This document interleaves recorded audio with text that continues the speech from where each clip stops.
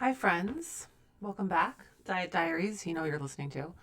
I'm going to jump right in today. There's no announcements, I don't think. I don't know.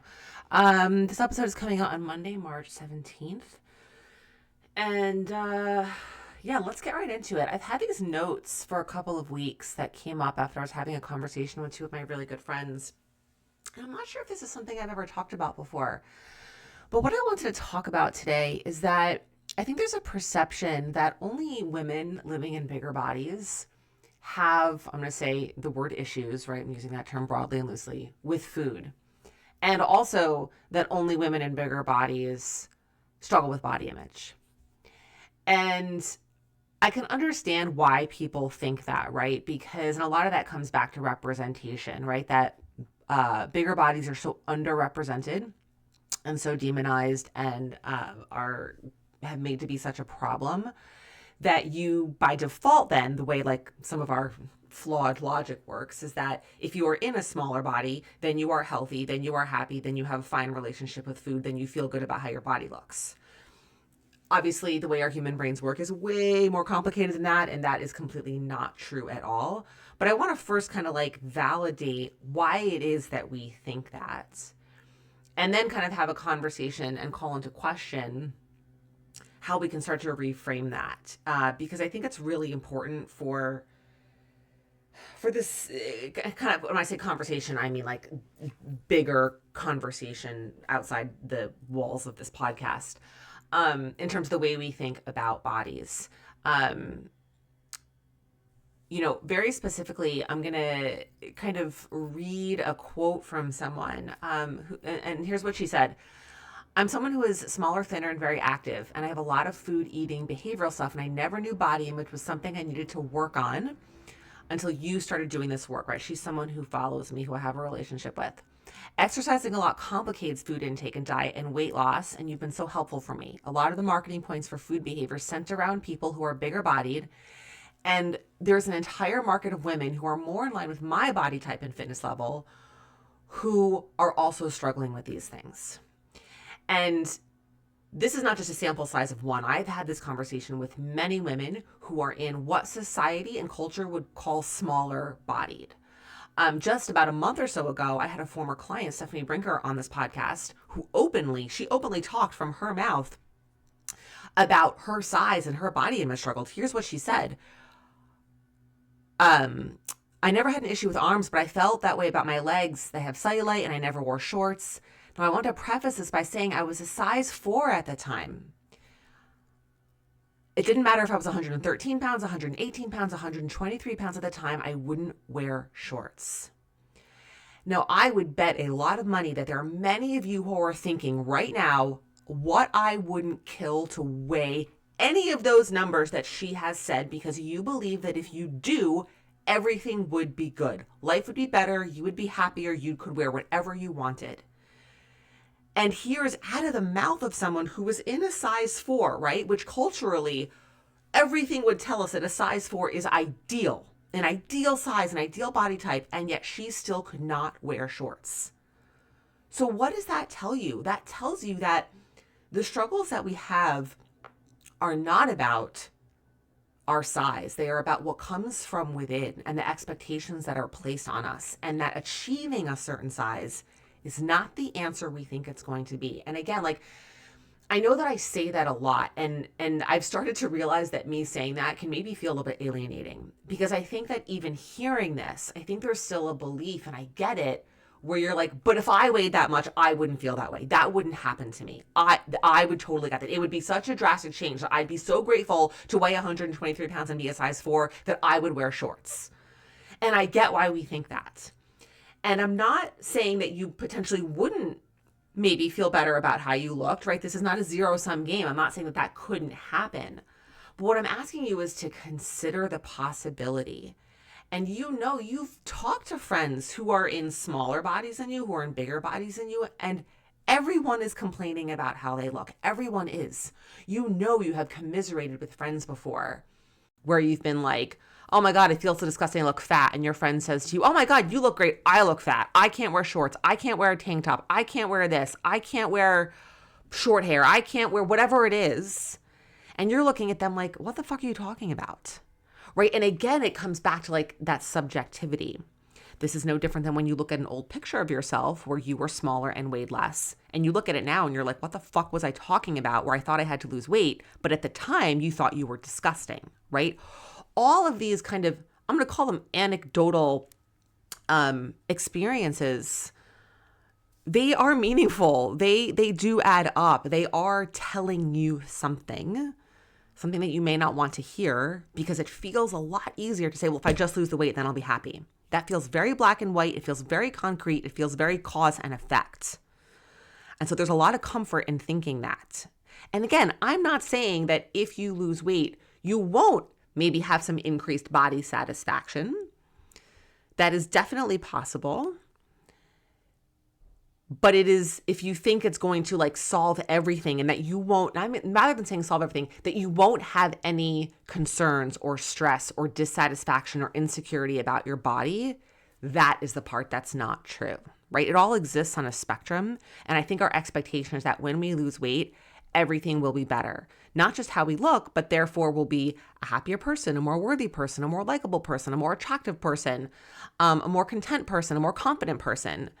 And I think that looking back at old photos and looking at friends who are criticizing and feeling frustrated in their own bodies, and you're looking at them like, what the hell are you talking about?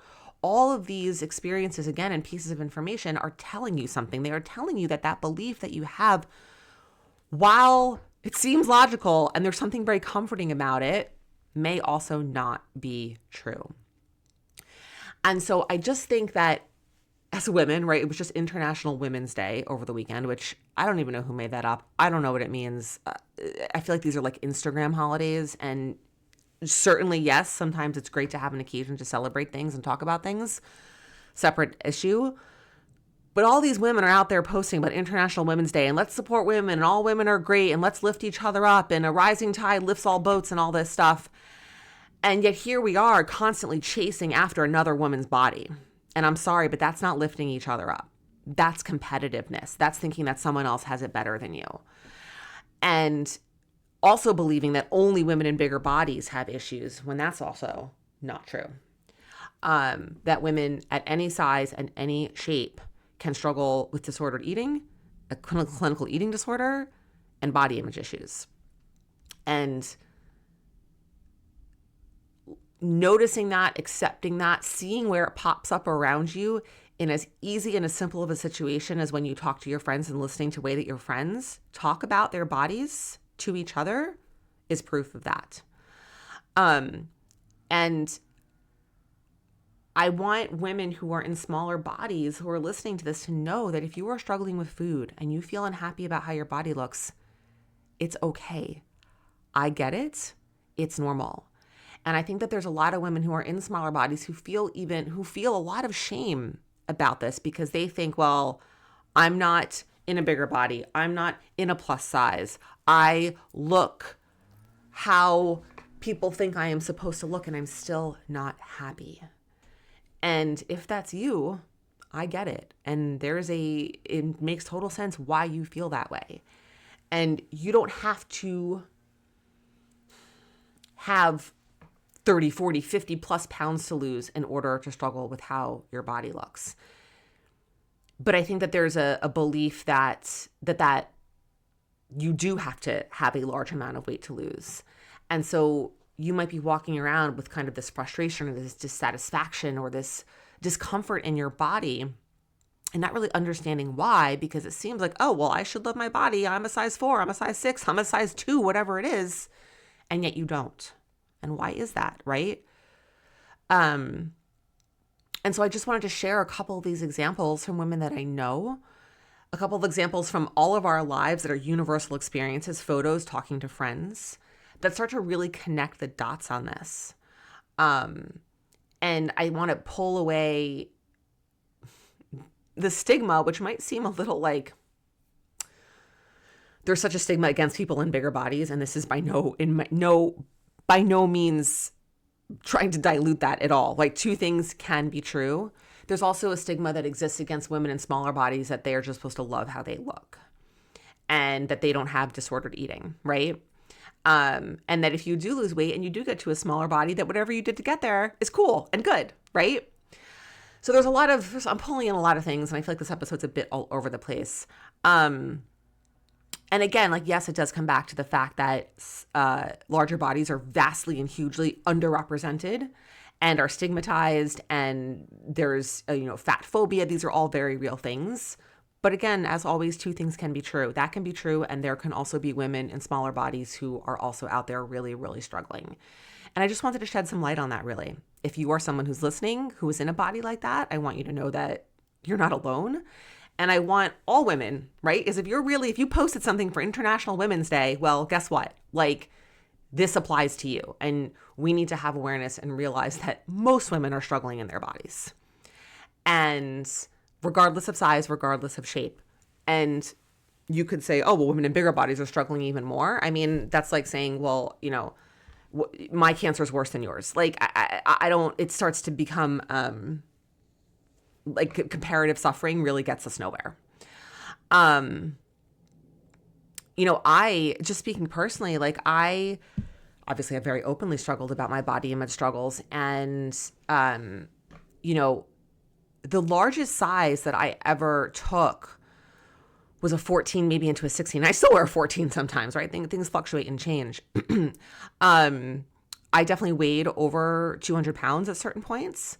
But there are women who are in bigger bodies than that who would look at me and be like, what the fuck is she complaining about? Right? And I absolutely have a form of thin privilege, right? Any women who can wear a straight size have a form of thin privilege. Whether or not you want to admit that or you like to hear that is irrelevant. You do. And also, you can still struggle in your body and have body image issues. These things all coexist. And if you are someone what's like this new like social media trend term, mid-size, right? I don't know where the fuck this came from. Size 8, size 10, I guess it's maybe even incorporating a size 12, although sometimes in fashion a 12 and 14 are started moving into plus sizes. That if you are that size, you might look at someone in a 0, 2, or 4, or 6 and think that they have it better than you and they're happier. And someone in a 16, 18, 20, 22 plus might look at someone in a 10 or a 12 and think, oh, well, look how small they are. They have it better than me. And it's just this constant chase. And the reality is 95% of us are all experiencing the same thing where we're thinking that the other woman has it better than us when really she's thinking the same thing we are. And so we're chasing something that doesn't even actually exist. And if we could all start doing some work and really identifying how we can develop our self-worth on things that are outside of our size and shape, that's where progress would actually happen. And I'm not saying stop comparing yourself because that's not possible, right? I do that too, but I'm just saying we need to be aware of the assumptions that we make about other women based on their appearance. That's not helping us. It's not helping other women. It's not helping anything for International Women's Day. I keep coming back to that, but that's why I feel like a lot of that is such bullshit because I think that, like, I don't know. It's nice. It's a nice idea in theory, but in actuality, I don't think that a lot of us are actually following through on some of that stuff in the way that we think. And I'm calling all of us out, right? Just be honest with yourself. Lifting up other women, lifting up yourself is about truly supporting yourself and creating your self-worth off of things that are connected to your values and who you are as a person and to how you take care of yourself and how you show up in the world, to your character. And those things can exist and be true at any size and at any shape. So I'm not really offering any skills today. I'm just kind of talking about something that's been on my mind that has come up with several women that I know, include some clients, some not. And I just think it's something important to talk about. I think about shedding light and creating awareness around disordered eating and body image issues for all women, not just for a certain population of women, is very important. And I work with some women who need and want to lose weight, and I work with some women who don't need and don't want to lose weight.